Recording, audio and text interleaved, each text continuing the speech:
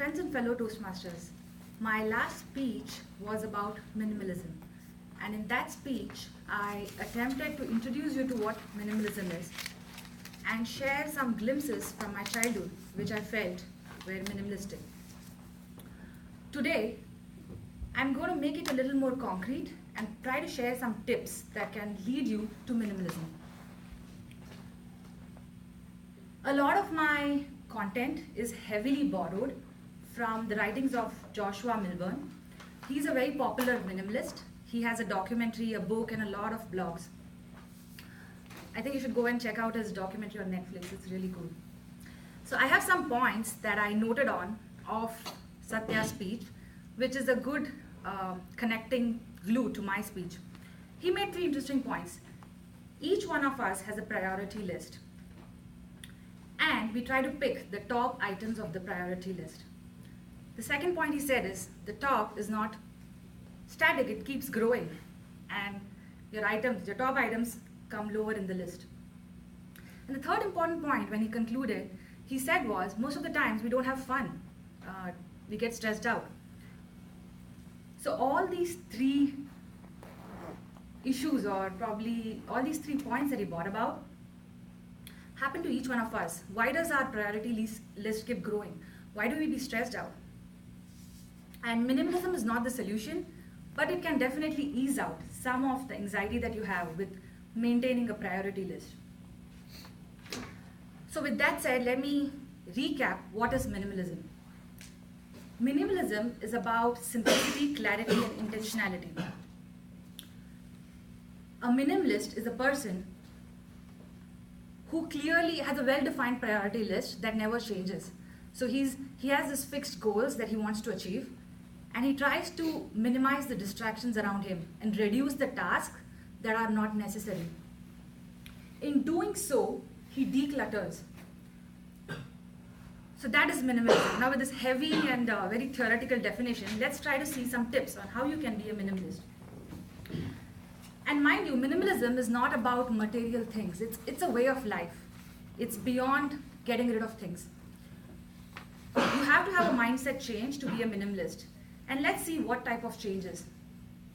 So I have like a 4-point agenda, which each one can adapt, and they can also alter it based on what they want to do.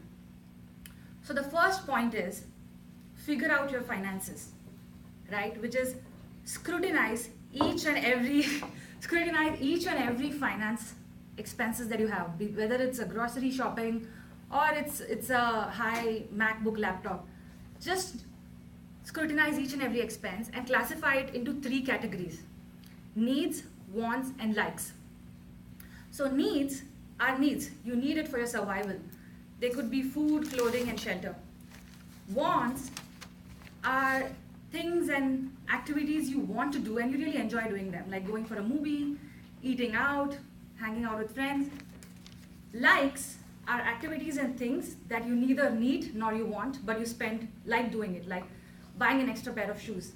Those are mostly impulsive activities that you do, right? So scrutinize all of your financial activities and tag them into these 3 classifications. Once you do this for the first month, every month have a goal of reducing your wants and likes. It could be a very aggressive goal that I want to cut down all my likes by 100%.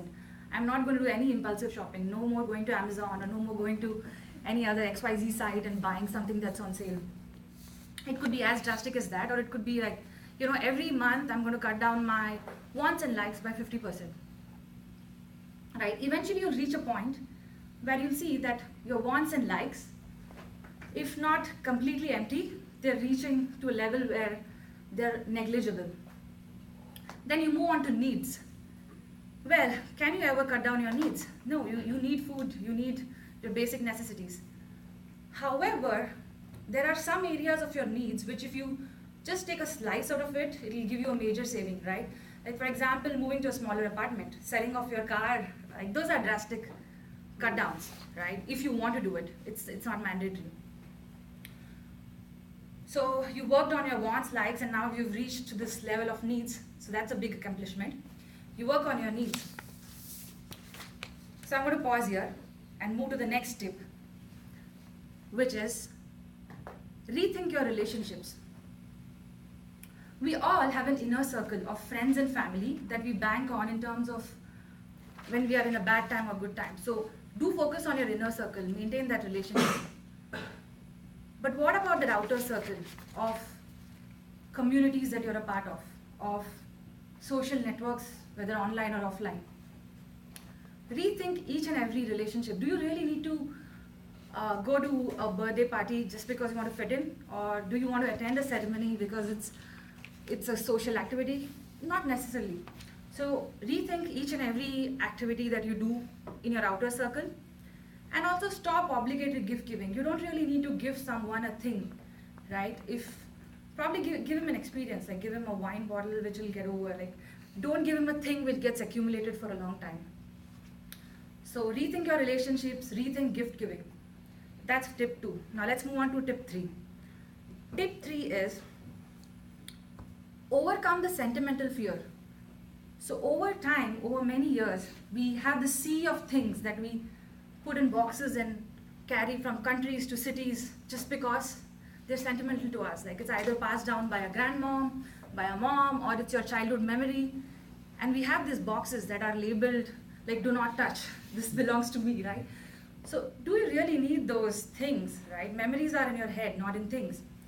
So re-evaluate each of those boxes and get rid of things that probably are not as sentimental in nature, right? So that's the third point, overcome the sentimental fear.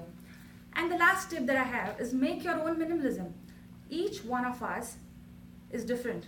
For someone, minimalism could mean just having 50 pieces of clothes and living in 2 suitcases. For someone else, it could just be reducing your expenses by $1,000, right? So have your own recipe. So after you do all this, what do you get in the end? The benefit of minimalism is once you've crossed the bridge, that's when you have the surplus money. And what do you do with it? Now you rethink what you really want to do, what are your wants, and you put money into them. It could be picking up a music lesson or going on a world tour or anything, right? So once you've minimalized or you've cut down all your extra noise, you really can think what you want to do. So yeah, that's all. Like, make your own minimalism, think about what you really want to do, and try to cut down the noise around you.